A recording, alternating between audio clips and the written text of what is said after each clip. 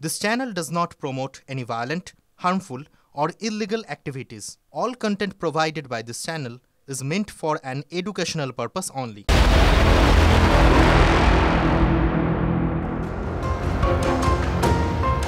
এবার বাংলার জমি হাঙরদের কথা বলবো আপনাদের।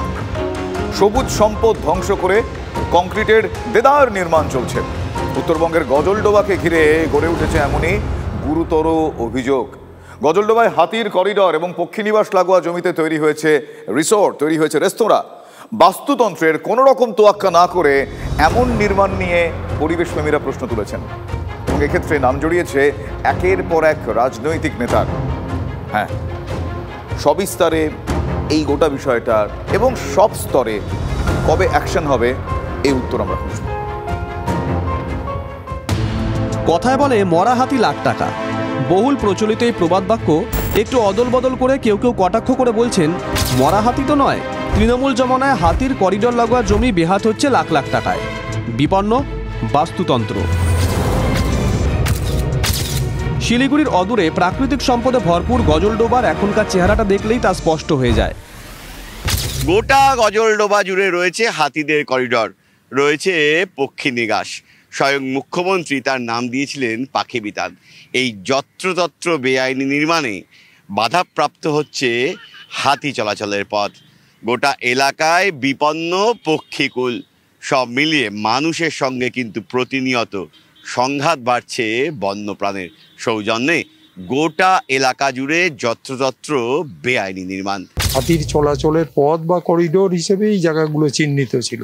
স্বাভাবিকভাবে সেটা তো ইতিমধ্যেই ভীষণভাবে বিঘ্নিত হয়ে গেছে। গজলডোবার চরিত্র পাল্টে যাওয়া মানে যে পাখি বিতান প্রায় 4 বছর হতে চললো, মুখ্যমন্ত্রী সেটার উদ্বোধনও করেছেন পাখি বিতান হিসেবে, তো এটাও কিন্তু বিরাটভাবে ক্ষতিগ্রস্ত।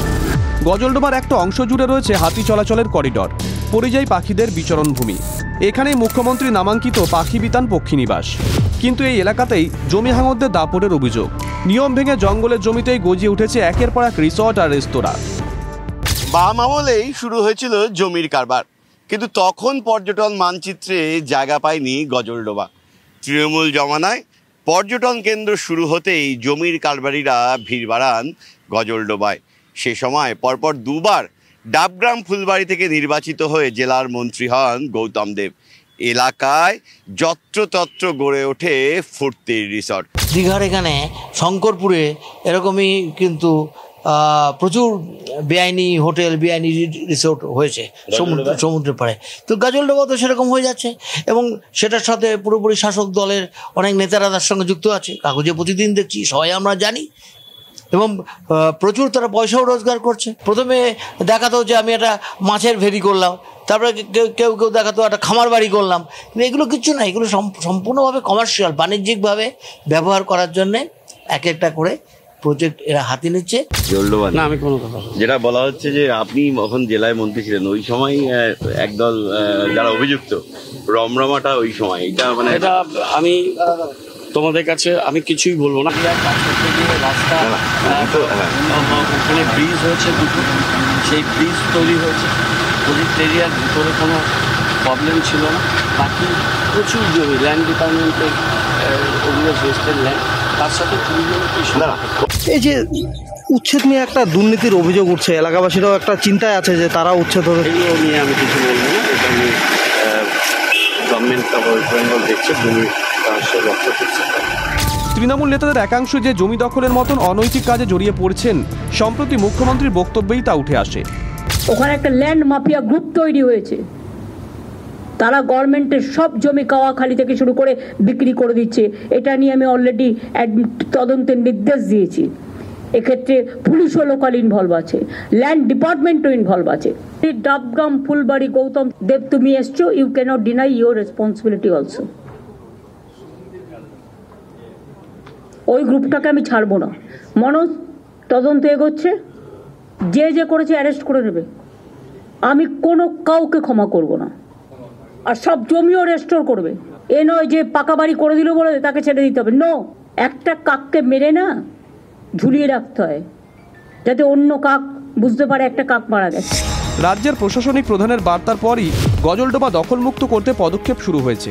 শিলিগুড়ি দাপুটের তৃণমূল কাউন্সিলর রঞ্জন শীল শর্মার হাতে থাকা একটি জমিও সম্প্রতি পুনরুদ্ধার করেছে প্রশাসন। কিন্তু অভিযোগ, ওই এলাকায় শাসক দলের বেশ কিছু নেতা হয় খাস জমি দখল করে রেখেছেন, না হয় রিসর্ট বানিয়ে ফেলেছেন। সেই সমস্ত জায়গা পুনরুদ্ধার কবে হবে? এতদিন কেন টনক নড়েনি প্রশ্ন তুলছেন বিরোধীরা। শুধু ইকোসিস্টেম বদলে যাচ্ছে না, পরিবেশ বদলে যাচ্ছে না। দেখবেন হাতির করিডোরের কারণে প্রচুর হাতির মৃত্যু হচ্ছে ওখানে, পরপর হাতি লোকালয়ে চলে যাচ্ছে, তার জন্য মানুষের মৃত্যু হচ্ছে। পুরো সিস্টেমটা কোলাপস করে গেছে। এবং এই সিস্টেম কোলাপস করার পেছনে মূল বিষয়টা কি? মূল বিষয়টা হচ্ছে দুর্নীতি।